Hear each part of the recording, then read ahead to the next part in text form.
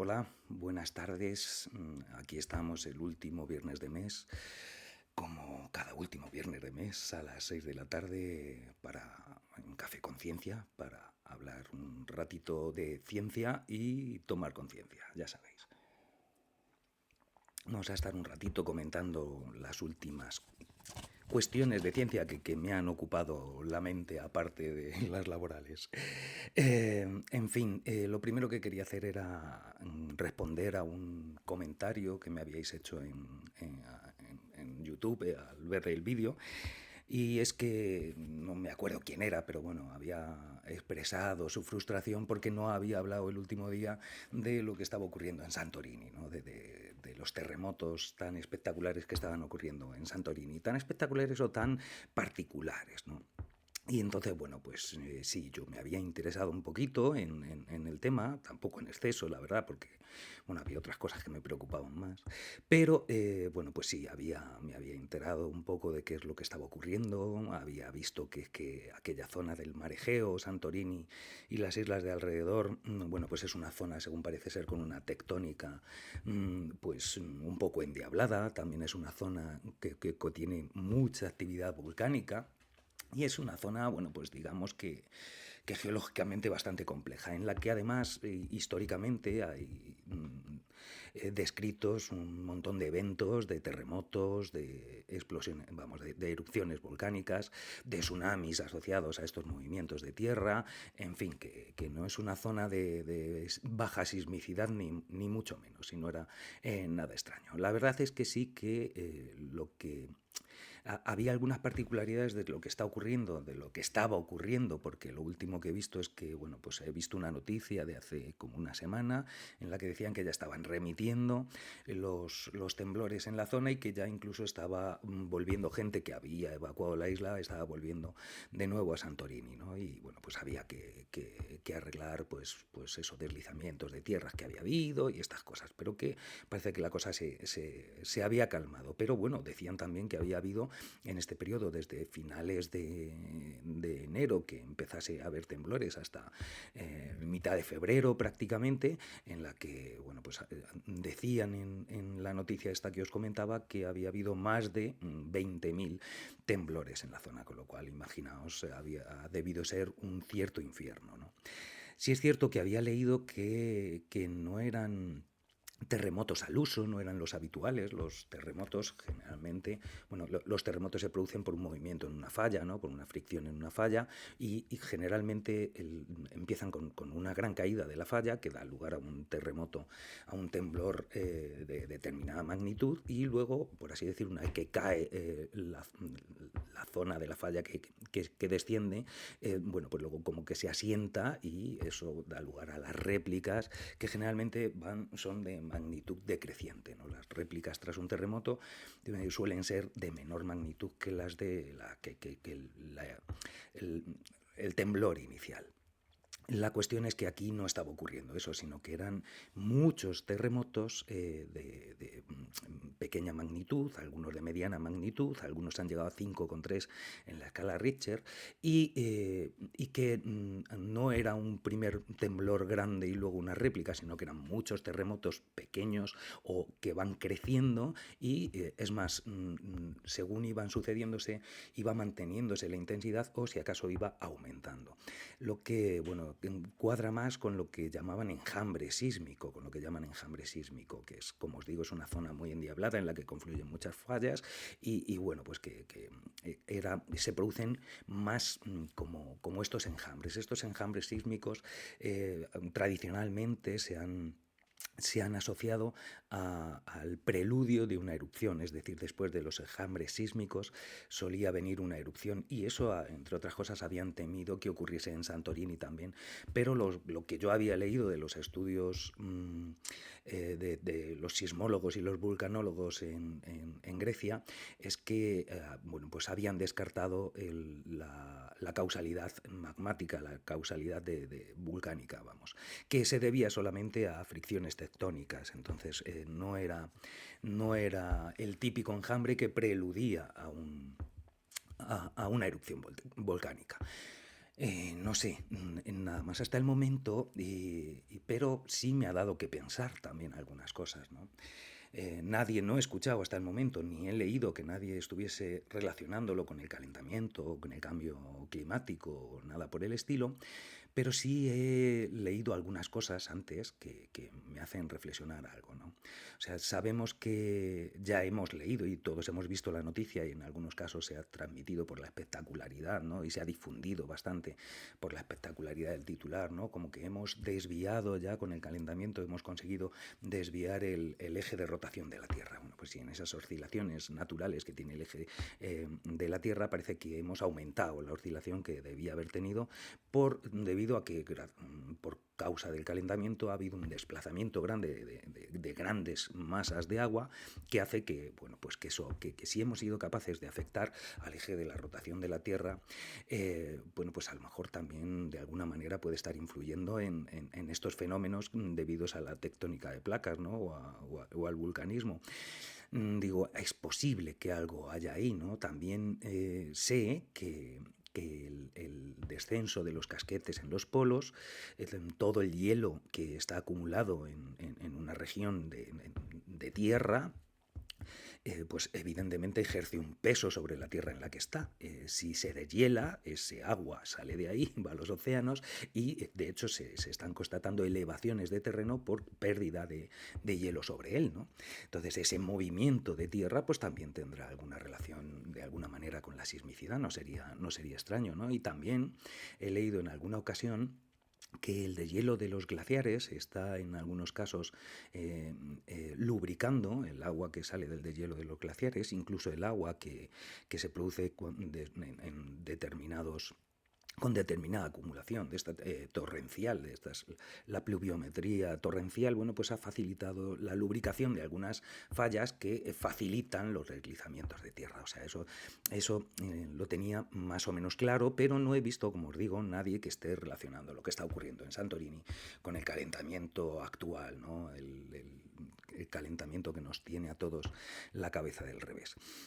Aún así, fijaos, bueno, y quiero hacer este ejercicio con vosotros, pues dije, vamos a ver si alguien, si yo sé esto y yo he pensado esto y algo hay, pues probablemente haya algunos investigadores que sí estén relacionando el tema del cambio climático y la sismicidad, ¿no? Y entonces voy a meterme en Google y vamos a ver cómo podemos hacer también una búsqueda cuando tengamos una duda de este tipo y bajo qué parámetros podemos fiarnos de la información o no, puesto que sabemos que vivimos en un mundo de fake news y de que además cualquiera puede decir lo que quiera y bueno, pues para asegurarnos de que la información que estamos viendo tiene una cierta verosimilitud, ¿no? Entonces, mira, vamos a entrar en Google, ahora al dar aquí entraremos en el bucle infinito y dentro de un momento supongo que me estaréis viendo en pequeñito y estaremos viendo el buscador de Google. Ahí estamos, ahí ya supongo que estaré, eso es, en pequeñito buscando. Mirad, si ponemos en Google, por ejemplo, mira, qué listo es Google, ¿eh? Ya me pone ahí sismicidad y cambio climático, que ya lo he buscado evidentemente. Mirad, pues podemos entrar directamente aquí, hay una noticia en la que dice hay una relación entre el cambio climático y la actividad, bueno, algo parece que está indicando por ahí en Noticias de Guipúzcoa, en El Tiempo, que es una página que suele tener bastante, bueno, rigor científico, por lo que yo he leído cuando hablamos de meteorología, por lo menos, y aquí, mirad, hay un artículo en la BBC del 23 de agosto de 2023, con lo cual no está influido por la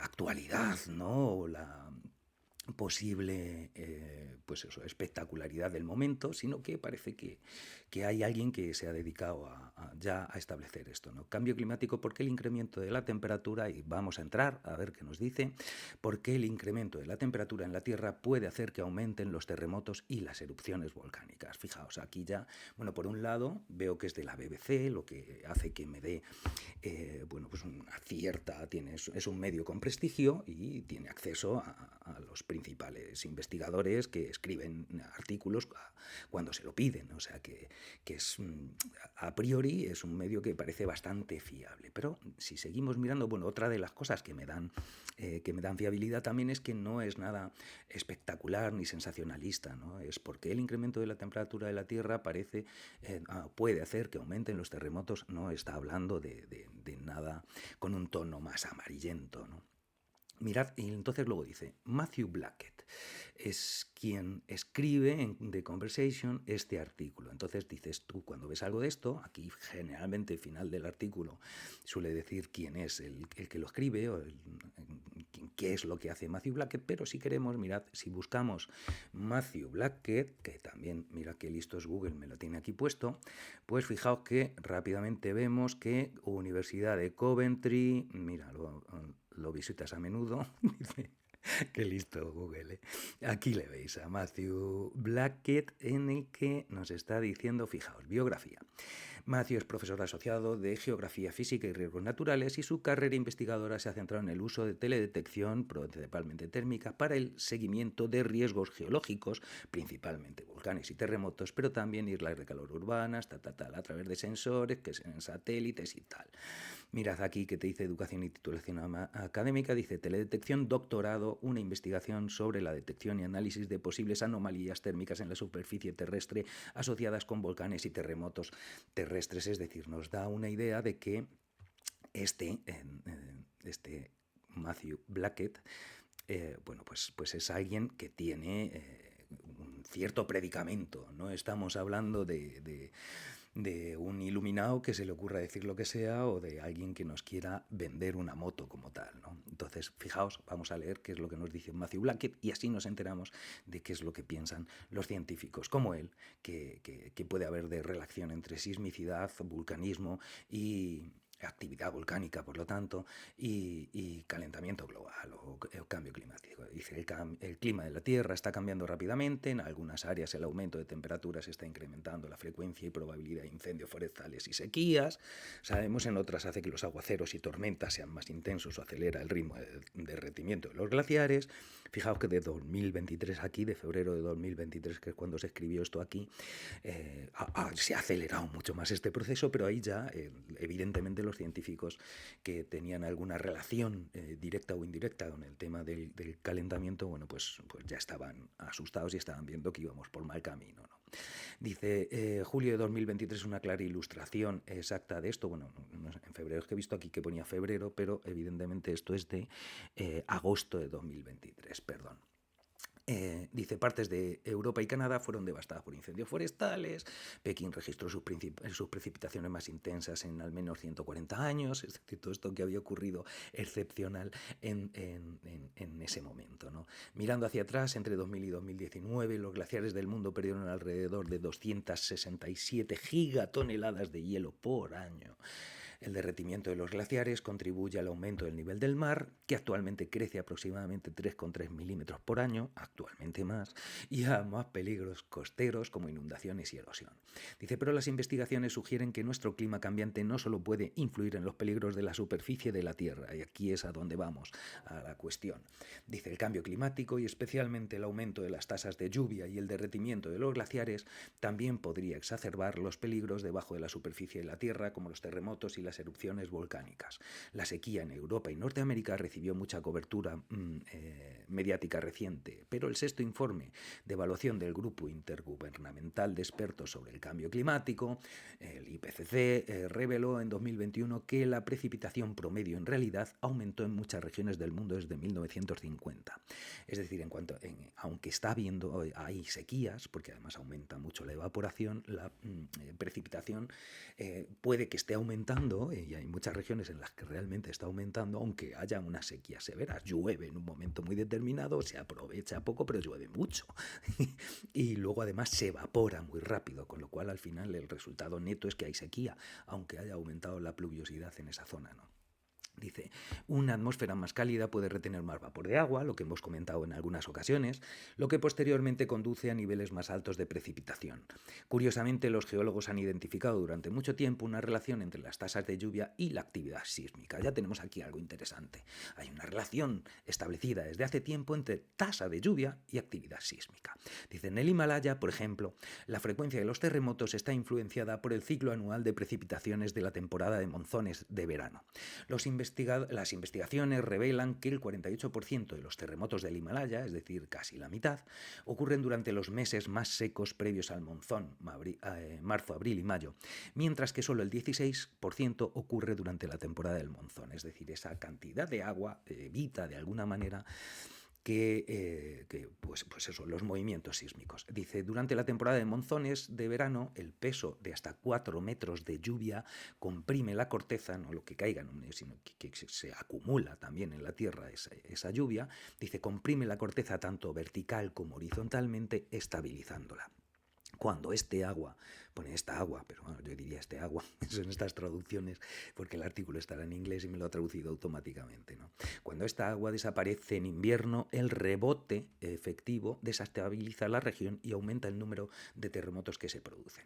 El cambio climático podría intensificar este fenómeno, es decir, si al secarse se desestabiliza, pues con un calentamiento que haga que se seque más rápido y más la tierra, pues probablemente aumenten estos fenómenos.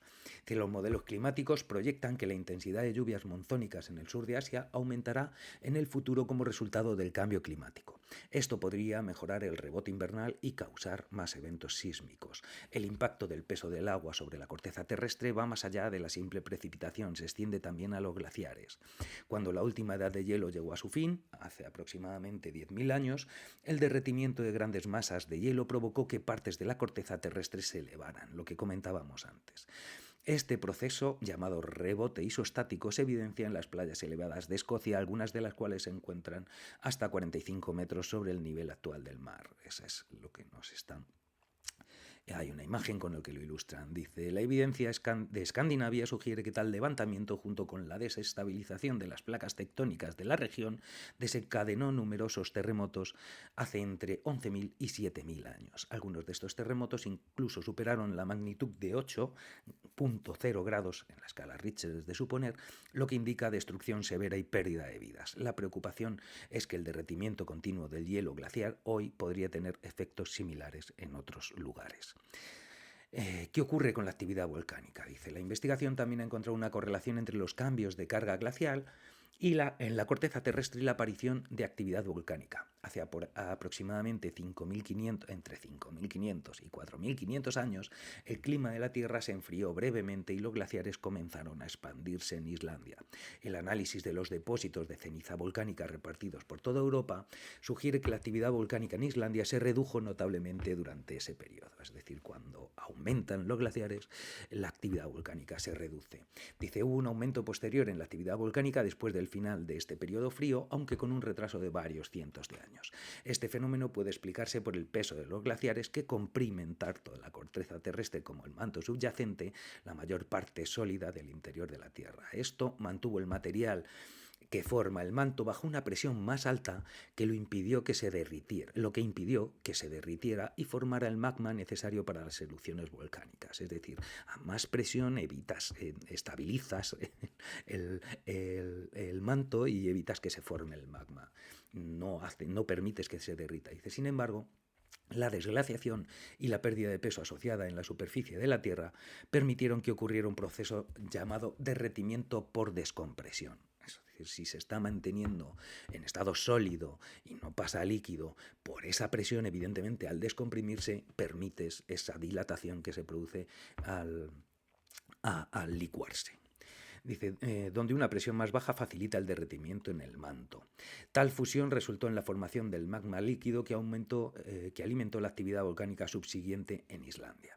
Incluso hoy este proceso es responsable de impulsar cierta actividad volcánica en Islandia. Las erupciones en dos volcanes, nombre típico islandés impronunciable, Grímsvötn o algo así, y Katla, ocurren constantemente durante el periodo de verano cuando los glaciares retroceden. Por lo tanto, es factible que el retroceso proceso de los glaciares en curso debido al calentamiento global puede aumentar la actividad volcánica en el futuro.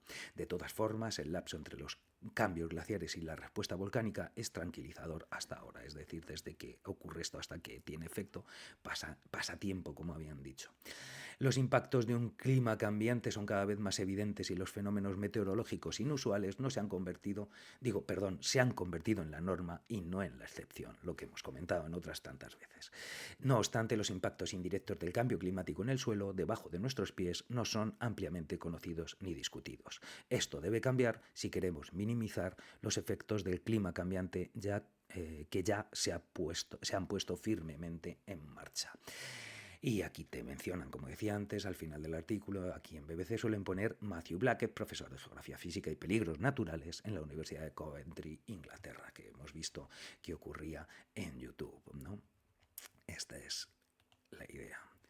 Y aquí volvemos de nuevo. Bueno, pues espero que esto haya satisfecho tu curiosidad y al mismo tiempo así, bueno, pues nos facilitamos el también cómo buscar y cómo vivimos una época en la que Internet es una maravilla, aprovechémoslo el tiempo que nos quede, puesto que no creo yo que nos quede mucho tiempo de poder disfrutar de Internet de esta manera con el futuro que se nos avecina y bueno, pues todo este conocimiento que tenemos a nuestro alcance con un poquito de sentido común y conocimiento podemos buscar información bastante fiable, como hemos visto aquí, apoyándonos en lo que sabemos que hay, ¿no? La gente, los especialistas, los científicos, sin conflictos económicos detrás que están investigando, para lo cual es importante también que haya entidades públicas que no estén sujetas solamente a leyes de mercado para que puedan mantener esa objetividad y puedan transmitir lo que ellos ven sin esas presiones que le hace tener el mercado como tal, ¿no?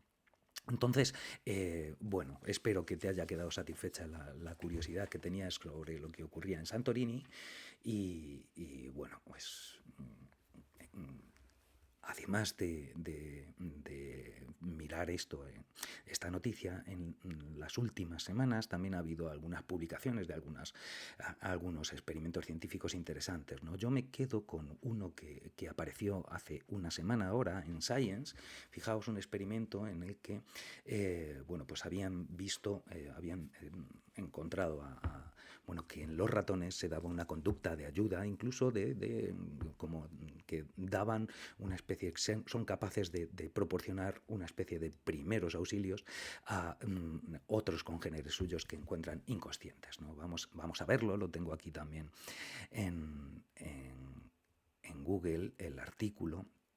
Vamos a ver si lo vemos, vamos a ponernos aquí y vamos a pasar aquí. Mirad.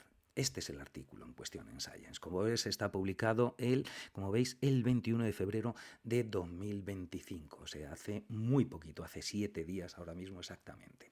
Y se titula aquí, bueno, ya me lo ha traducido directamente Google a castellano, y entonces dice: comportamiento prosocial similar a la reanimación, como os decía, en respuesta a congéneres inconscientes o muertos en roedores. Eso es como se titula. Bueno, pues si veis aquí por lo menos tenéis un acceso a un resumen general. Luego ya para acceder al artículo completo ya es más complicado, pero he visto también que 2 días más tarde se publicó, fijaos, en un medio que no tiene esta fiabilidad científica ni mucho menos, pero haciendo referencia a este estudio, y bueno, pues lo cuentan con un tono un poquito más sensacionalista y más vendible, porque es mucho más divulgativo, que es muy interesante. Pero bueno, para enterarnos de qué va el artículo nos sirve esto que está escrito en el muy interesante. Dice, fijaos, dicen, ya veis que cuando lo cuenta dice: científicos sorprendidos al descubrir, o sea, como que estábamos haciendo otra cosa y de repente, no, estos científicos, o sea, si vemos cómo está diseñado el experimento, ya esperaban que hubiese una conducta aquí altruista, y ya ha habido más pistas previamente, ¿no? Pero bueno, a la hora de vendernos o de difundir la noticia al gran público, pues a lo mejor es necesario utilizar este tipo de lenguaje, ¿no? Científicos sorprendidos al descubrir que los ratones intentan salvar a sus compañeros cuando están inconscientes y no responden a estímulos. Un nuevo estudio ha revelado que ratones intentan reanimar reanimar a sus compañeros inconscientes con un comportamiento sorprendentemente efectivo, lo que sugiere que los impulsos de ayuda están profundamente arraigados en los mamíferos. Vamos a ver qué es lo que cuentan. Mirad, aquí es una imagen que parece muy fuerte, pero es así. Es una imagen del experimento en el que este es el ratón que está anestesiado, que le han tenido inconsciente, y este es el otro que está tirando de su lengua. Esto que veis aquí es que está tirando de su lengua. Bueno, ahora lo veremos. Dice, en el mundo animal el instinto de supervivencia y cooperación social suelen ir de la mano, desde los delfines que ayudan a sus compañeros a salir a flote hasta los chimpancés que cuidan de sus heridos. La asistencia entre miembros de una misma especie es un fenómeno bien documentado.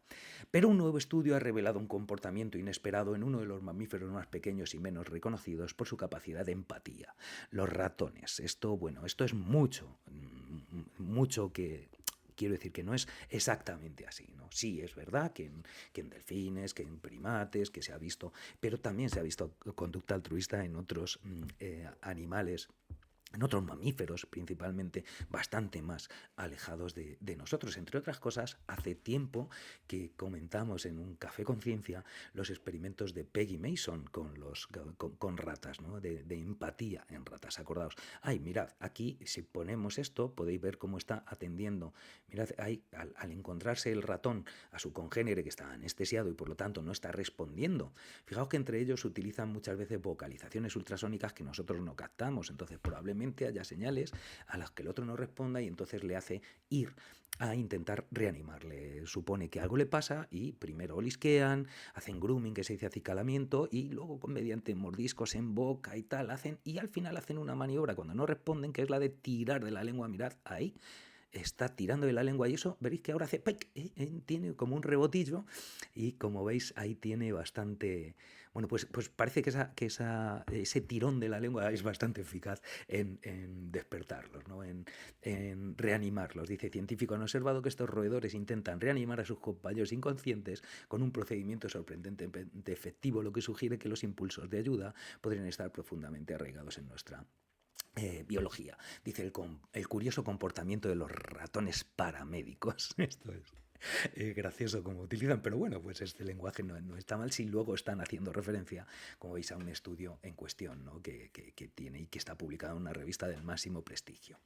Porque es un estudio bastante completo, es decir, no solamente miran que hacen esto, sino que también, pues hacen, ahora comentaremos un poquito más. Dice, el experimento consistió en exponer a ratones conscientes a compañeros que estaban anestesiados o inmóviles, ya fueran conocidos o extraños. Los investigadores documentaron un patrón de conducta llamativo. Los ratones no solo olfateaban y lamían a sus compañeros caídos, sino que además realizaban una maniobra inesperada para intentar despertarlos. En más de la mitad de los casos observados, los ratones abrían la boca del compañero inmóvil y tiraban de su lengua. Esta acción tenía un efecto inmediato. Los roedores anestesiados que recibían este tratamiento despertaban y recuperaban la movilidad más rápido que aquellos que eran dejados en reposo. O sea, es una maniobra que eso sí que es probable que a lo mejor no la conocieran. O sea, el ver que intentaban reanimar al otro, que intentaban ayudarle de alguna manera, supongo que sería esperable. El que tuviesen exactamente la maniobra de reanimación, esa del tirón de la lengua, pues yo creo que eso es quizá lo que sí que les ha podido sorprender, ¿no? Dice, para confirmar la intencionalidad del comportamiento, los investigadores realizaron un experimento adicional. Bueno, esto ocurre siempre, ¿no? Pues para llegar a publicar en Science no vale con hacer esto, sino que te tienes que comer el coco y hacer algo bastante completo.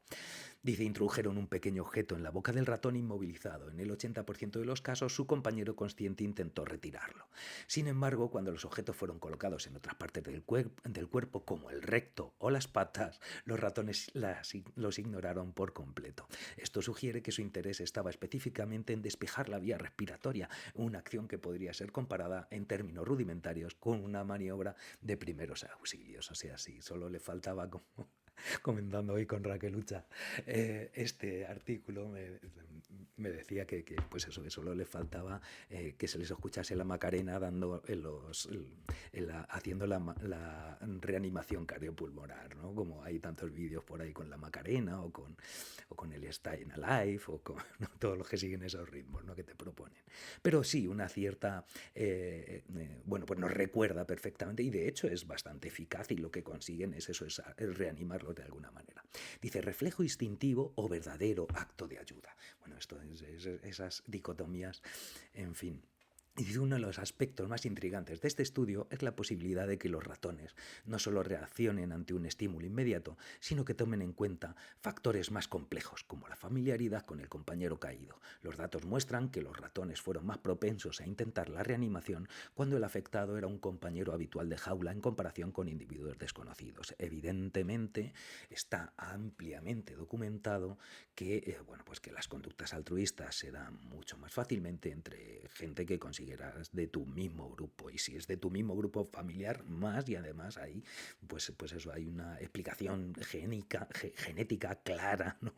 De genes compartidos que hay que intentar favorecer. Pero en el caso de congéneres, fíjate, por bueno, especies que tenemos un carácter social, pues también es bastante habitual, y sí que hay una relación evidentemente si tú vas por la calle y ves a alguien en el suelo, pues si resulta que le conoces, pues joder, vas a ir más fácilmente a atenderle, ¿no? Si no, pues probablemente pase el efecto este que yo llamo de el uno por el otro, la casa sin barrer, o el espectador que como está todo el mundo ahí dice, bueno, pues ya le están atendiendo, sí, y al final el uno por el otro, todos piensan que el otro le atiende y al final se queda tirado ahí sin atención, ¿no? Pero bueno, que sí que está ampliamente documentado y nos ocurre a nosotros también. Dice, los datos muestran que pues eso, en comparación con individuos desconocidos, lo que habíamos dicho. Este hallazgo refuerza la idea de que el vínculo social juega un papel esencial, un papel clave en la respuesta de ayuda. La preferencia por ayudar a individuos familiares sugiere que los ratones familiares, quiere decir aquí que son conocidos, no que sean de su propia familia. Sugiere que los ratones no están simplemente respondiendo a un estímulo reflejo, sino que están evaluando la situación y actuando en consecuencia. Es decir, son mucho más parecidos a nosotros. Cada vez hay más evidencia de conductas que hasta hace poco se consideran. Fijaos, cuando comentamos lo de los experimentos que llamaba de empatía en ratas, Peggy Mason, pues eso en su momento, estamos hablando de son experimentos que ya hace más de 10 años de esos experimentos, si no recuerdo mal, bueno, pues en un momento parecía que era un anatema hablar de empatía en un animal como puede ser una rata. Pero cada vez es más evidente que este tipo de conductas pueden estar englobadas en esa categoría de conductas empáticas, y que cada vez se ve que hay más especies que son capaces de desplegarlas, sobre todo especies que tienen, como digo, un componente social importante en su identidad, ¿no? En su identidad como especie. Dice, para entender qué regiones, dice, el papel del cerebro en la conducta de ayuda. Esto me interesa también, puesto que nosotros somos especialmente... bueno, estamos especialmente interesados en las relaciones de nuestro sistema nervioso con el resto, y ahora comentaré algunas cositas aquí que me parece interesante también en el momento actual y que relacionamos con otra polémica que ha habido ahora en estas últimas semanas. Dice, para entender qué regiones del cerebro estaban involucradas en este comportamiento, los investigadores analizaron la actividad neuronal de los ratones durante la interacción con los compañeros inconscientes. Los resultados mostraron que la amígdala medial y el hipotálamo, zonas cerebrales relacionados con la empatía y la conducta social, bueno, relacionadas con la empatía y con la conducta social y con muchas otras cosas, pero sí, ahí son partes del sistema límbico y por lo tanto partes de las zonas que son claves para el procesamiento emocional y bueno, para las conductas prosociales también. Dice, además se observó se activaban, bueno, lo que decía es que la amígdala y el hipotálamo se activaban durante los intentos de reanimación. Además se observó un aumento de los niveles de oxitocina, la hormona clave en la formación de lazos sociales y el comportamiento de cuidado en mamíferos. Esto refuerza la hipótesis de que la asistencia a un compañero caído no es un simple reflejo, sino un comportamiento con raíces en la biología social de los ratones. Aquí te monto un esquema, que es el esquema que viene en el artículo directamente, en el que viene el encuentro con el que está ahí, la aproximación o el isqueamiento, acicalamiento, mordisqueando la boca y por último el tirón de la lengua con el que consiguen la recuperación más rápida. Dice, ¿qué nos dice esto sobre la evolución del altruismo? Dice, el descubrimiento de estos comportamientos en ratones sugiere que la propensión a ayudar a otros en situaciones de peligro podía haber surgido mucho antes en la evolución de los mamíferos de lo que se pensaba. Hasta ahora se creía que conductas de rescate y asistencia eran exclusivas de especies con cerebros más grandes y estructuras sociales complejas como primates, delfines y elefantes. Si incluso los pequeños ratones exhiben este tipo de comportamientos, podría significar que el instinto de ayudar a un compañero en apuros es una característica mucho más antigua y extendida en el reino animal de lo que imaginábamos. Bueno, esto tampoco es así exactamente, es decir, no es hasta hoy, no han llegado y han descubierto esto y entonces la gente ha dicho, vaya, ¿no? También otro tipo de animales más pequeños, como dicen aquí, no es hasta los pequeños ratones, no es función del tamaño como tal, ¿no? Sabemos que estas conductas no se hacen solamente en animales, digamos, más complejos o que han tenido un nacimiento filogenético, han aparecido en la historia natural más cerca a nosotros, ¿no?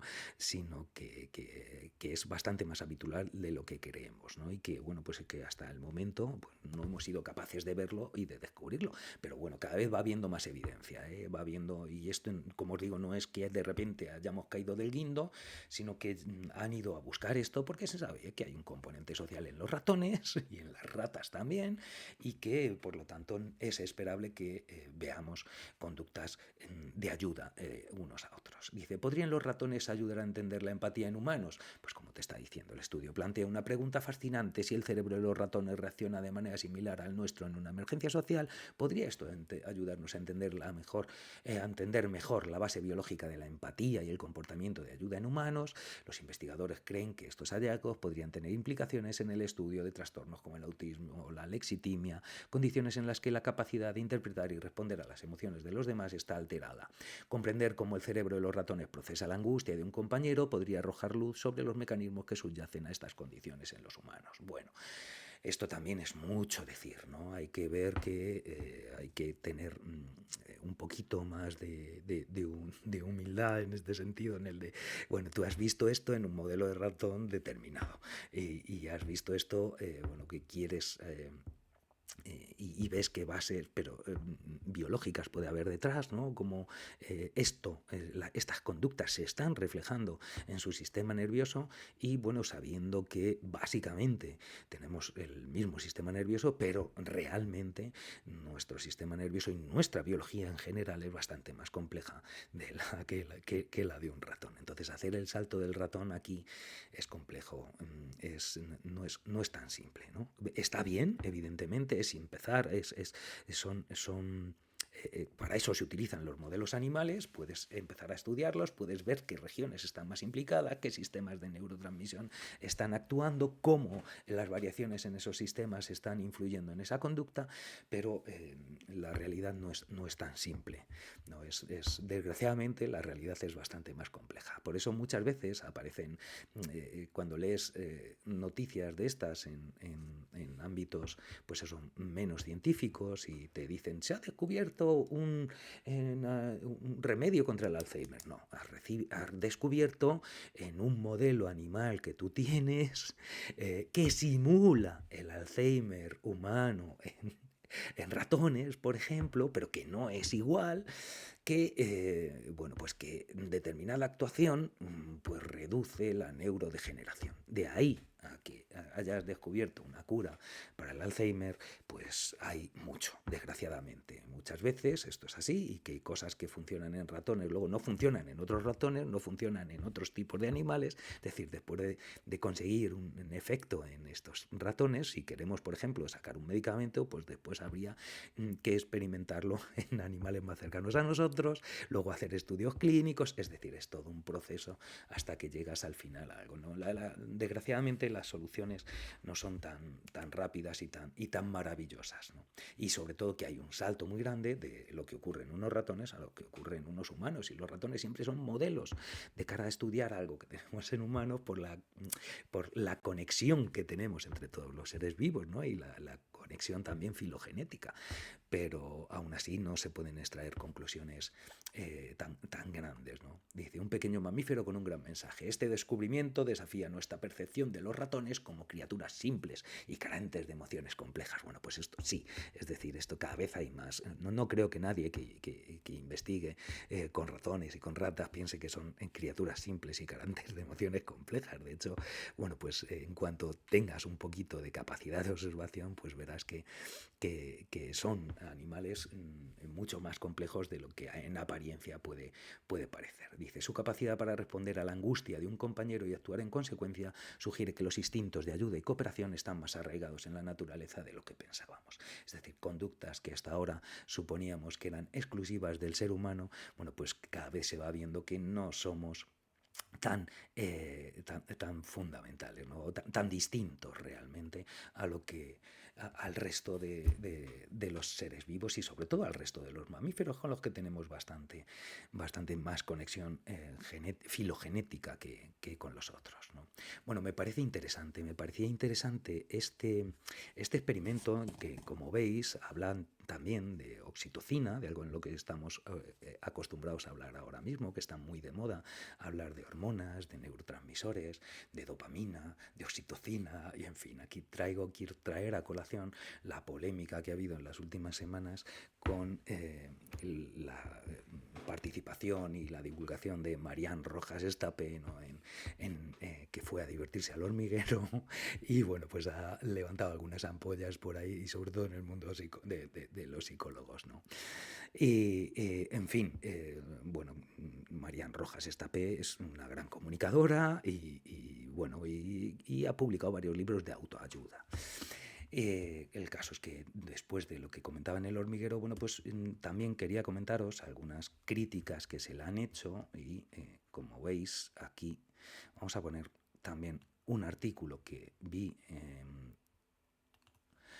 en el diario que ponía, fijaos este de cuándo es, del 20 de febrero, o sea, hace un poquito más de una semana, en el que criticaban ni más dopamina ni menos cortisol, se titulaba, dice Marián Rojas Estapé y la falacia de la química cerebral.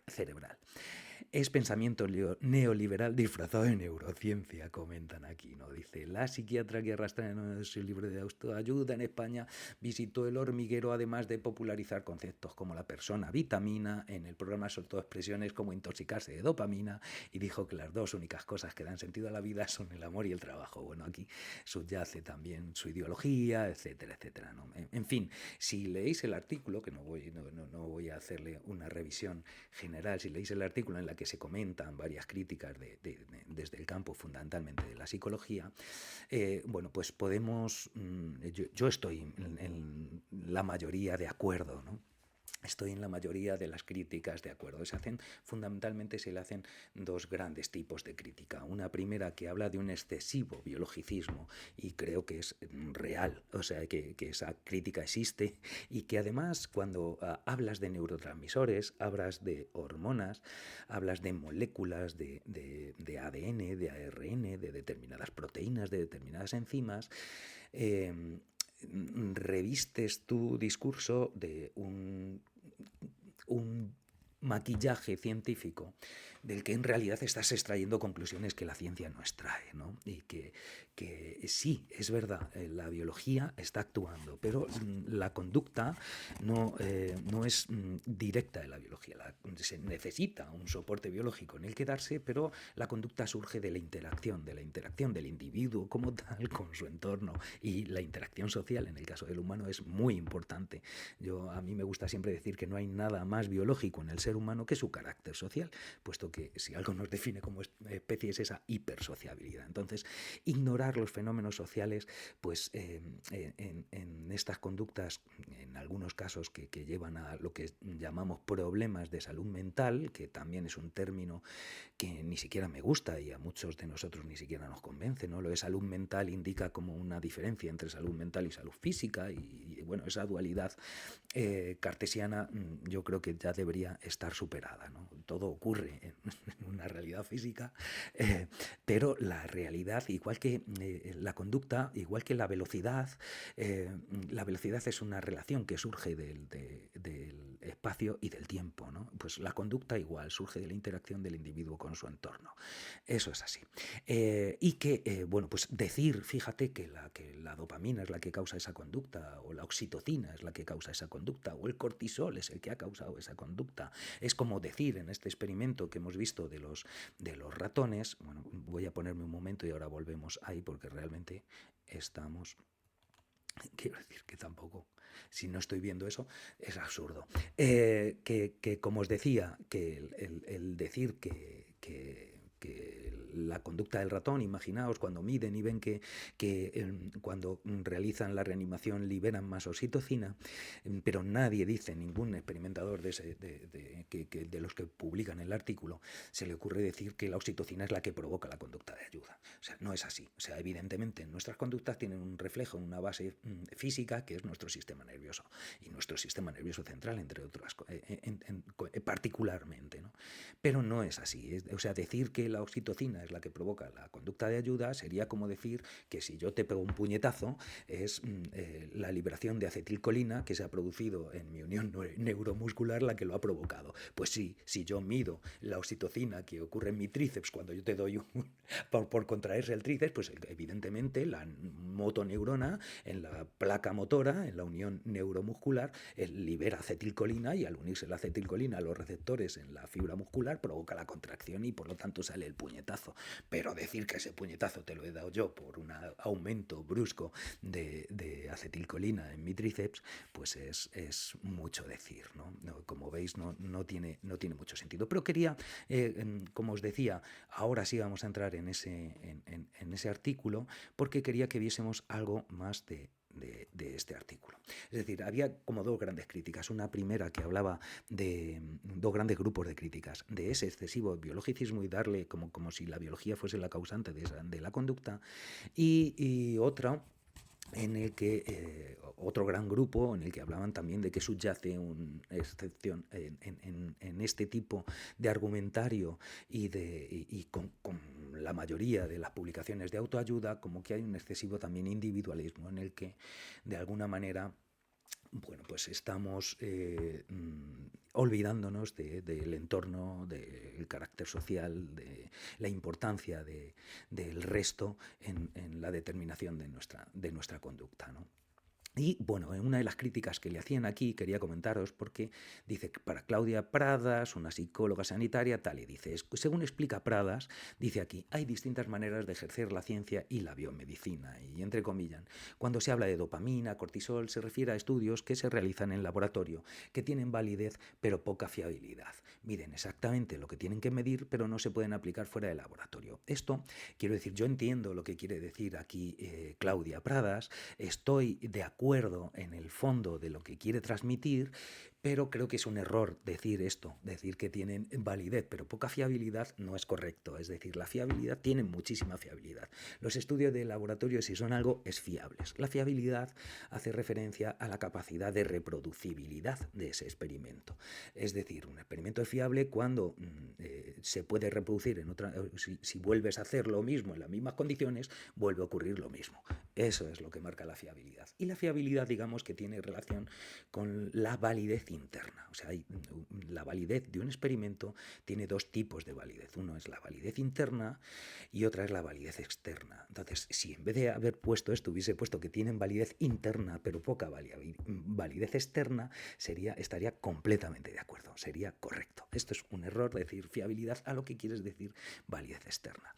Validez interna es asegurarnos de que realmente lo que estás midiendo es lo que estás midiendo, y de que los cambios que tú estás midiendo, que ves el efecto que está produciendo, son producidos por aquella variable que tú crees que es la causa, la que tú llamas variable independiente y la que manipulas. Eso es lo que es la validez interna. Y la validez externa es de lo que cojean la mayoría de los experimentos de laboratorio, es precisamente en validez externa, que es en qué medida eso que estás viendo que ocurre en el laboratorio es extrapolable a otros contextos o extrapolable a otras poblaciones más amplias que quieres, de las que quieres, en las que quieres estudiar ese fenómeno, ¿no? Entonces, fijaos, la validez interna es muy alta en los experimentos de laboratorio porque se controlan muy bien las variables. Precisamente es un ambiente artificial y tú controlas. Y es más, cuando haces un experimento con un modelo animal, por ejemplo, en la publicación detallas en materiales y métodos, que es un tema súper farragoso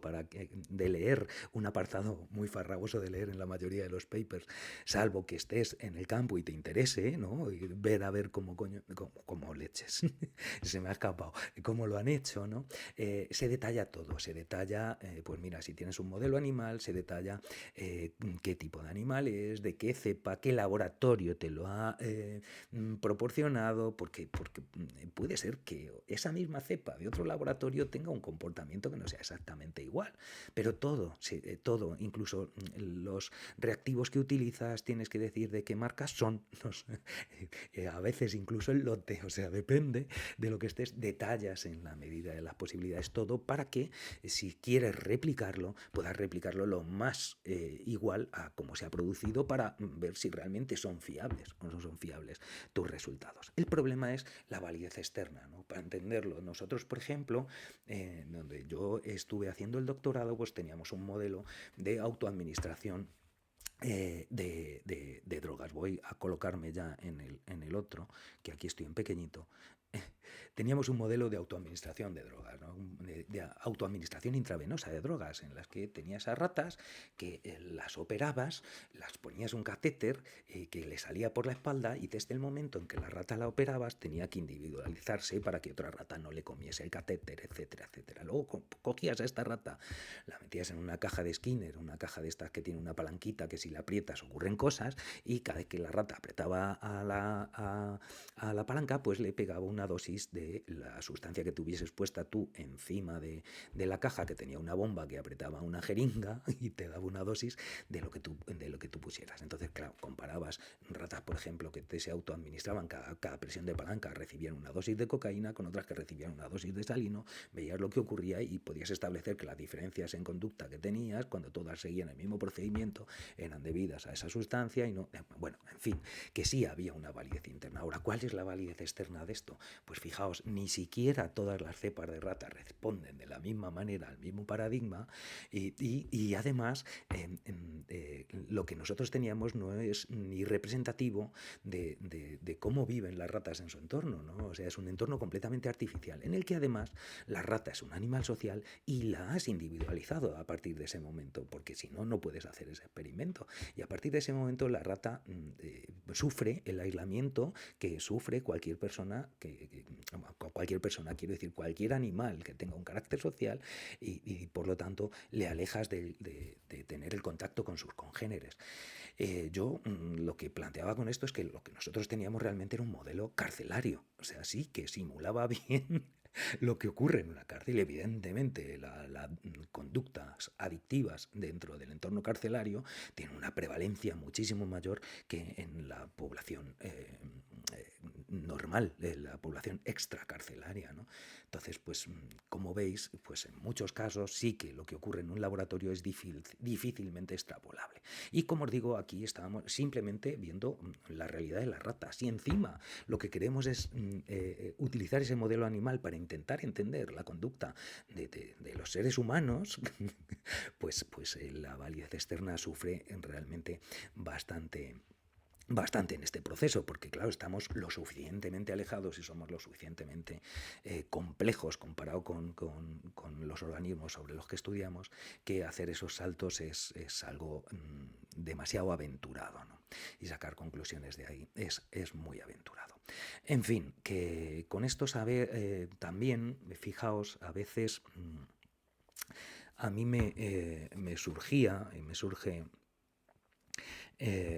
alguna me surgen algunas reflexiones a veces sobre cuál es nuestro papel, ¿no? Y cómo actuamos en el mundo y cómo muchas veces estamos patologizando conductas que son completamente adaptativas y completamente normales, ¿no?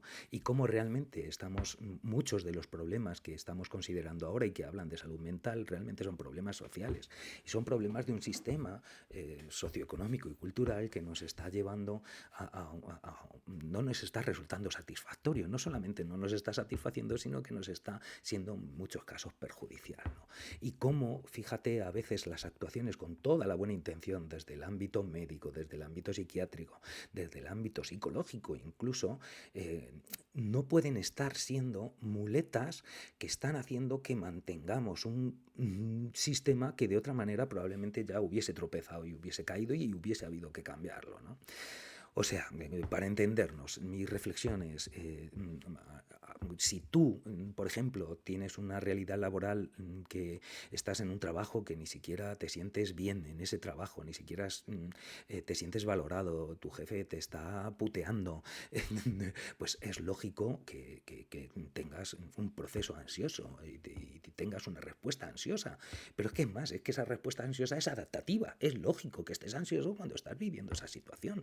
Pero sin embargo, pues a lo que tendemos es a paliarlo, o bien con autoayuda en la que te centran en que tú mismo, si cambias de actitud y no sé qué, eres capaz de ignorar eso y de superarlo y de pues eso, sobrellevar la situación, o incluso con ansiolíticos, que vas a ir, cuentas esta realidad a tu médico de cabecera y le estás diciendo cómo estás y realmente, bueno, pues es muy fácil en nuestro país que te receten una benzodiazepinas, por ejemplo, que somos el país junto con Portugal que tenemos más índice de consumo de esa sustancia, que banalizamos mucho el efecto de las benzos, y las benzos tienen una capacidad adictiva que no es nada desdeñable, ¿no? Y bueno, pues a partir de esa benzodiazepina, pues me lleva y mantengo y cronifico sin querer esa situación que realmente es la que me está haciendo mal, ¿no? Pero cuando hablo de una benzodiazepina también hablo de una terapia, ¿eh?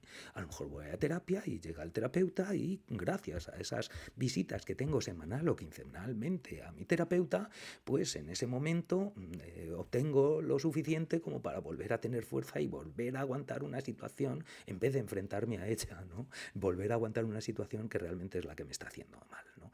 O como en las crisis de opiáceos de Estados Unidos, ¿no? El Oxycontin, el fentanilo, ¿por qué han producido? En muchos casos es gente que estaba con dolores, trabajando en trabajos inhumanos, con unos ritmos de vida y que con eso pues podía sobrellevarlo. ¿Y qué ocurre? Que luego en cuanto eso empiezas a coger tolerancia, etcétera, aumentar las dosis y ya, bueno, pues cada vez es más complicado, ¿no? Es como desde psicofármacos, desde terapias, desde grupos, desde autoayuda incluso, bueno, ¿cómo no? Realmente estamos poniendo parches o siendo de muleta a un sistema que realmente es el que nos está complicando la existencia, ¿no?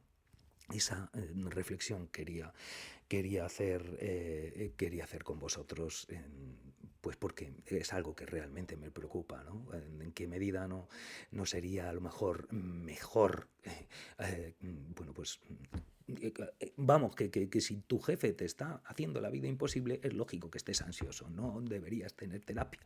Es decir, el terapeuta y el psicólogo, el médico, lo que debería es ponerte en contacto con un sindicato y que luchas por tus derechos. A lo mejor esa es una solución más real a nuestro sistema, ¿no? Y variar las condiciones que son realmente las que te están fastidiando. Es decir, no es bueno que tú, aunque lo aguantes con psicoterapia o lo aguantes con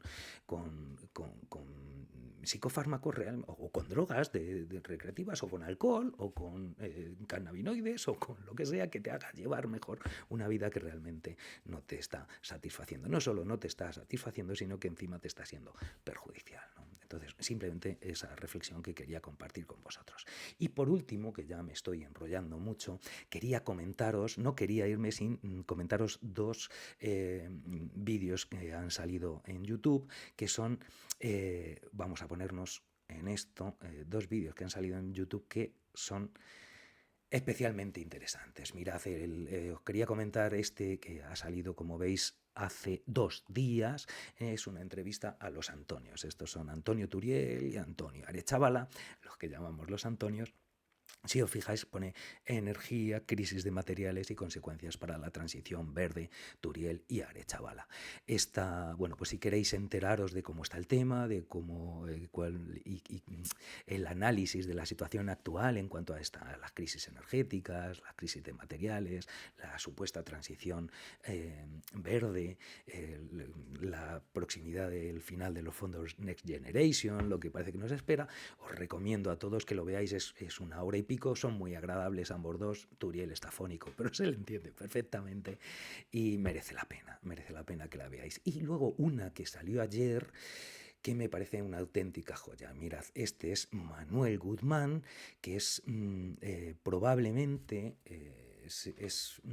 una de las personas que mejor conoce, en España desde luego, pero a nivel mundial también, la bioquímica de los cannabinoides. Si os interesa el tema de los cannabinoides, yo hice mi tesis doctoral en el sistema endocannabinoide, bueno, pues veréis que esto es impagable. O sea, cómo habla aquí Manuel Guzmán y cómo transmite, porque además él tiene una capacidad de transmitir muy buena, tiene una capacidad didáctica excepcional, tiene un dominio de la materia escandaloso y bueno, pues es un placer escucharle y si queréis ver, da una auténtica lección de no solamente de bioquímica perfectamente entendible, ¿no? Sino de farmacología, de historia, de sociología.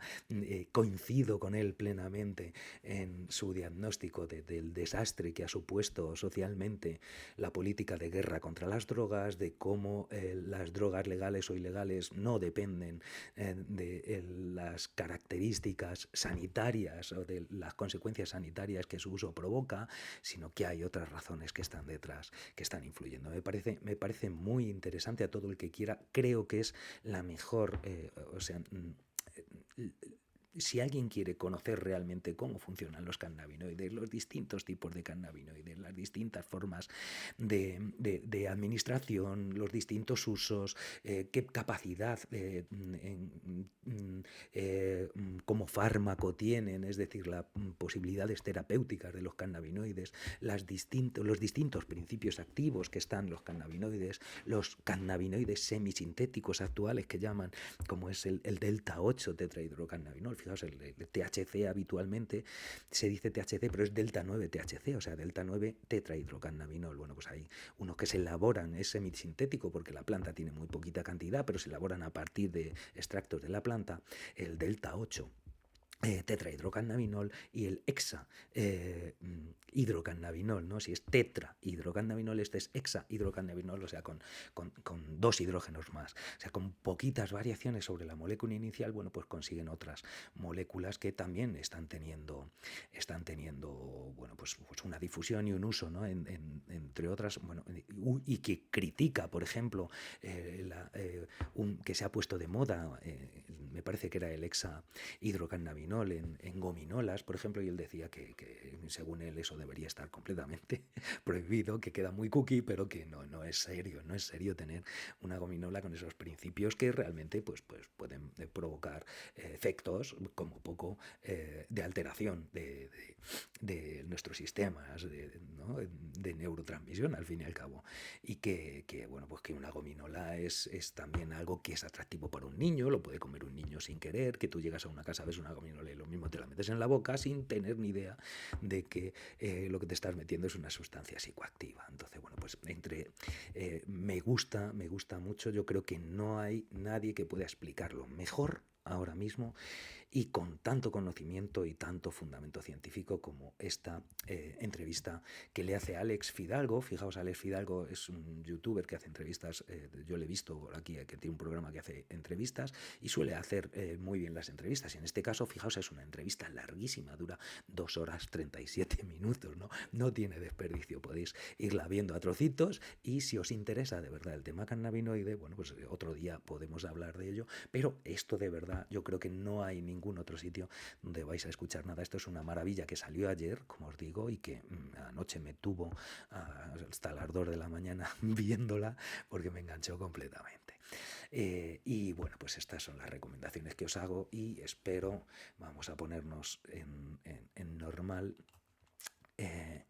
Bueno, pues nos hemos tirado una hora de charla. Espero que os haya parecido interesante y el próximo mes, el último viernes de marzo a las 6, nos vemos, si queréis, de nuevo en Café Conciencia para hablar un ratito de ciencia y tomar conciencia. Hasta la próxima.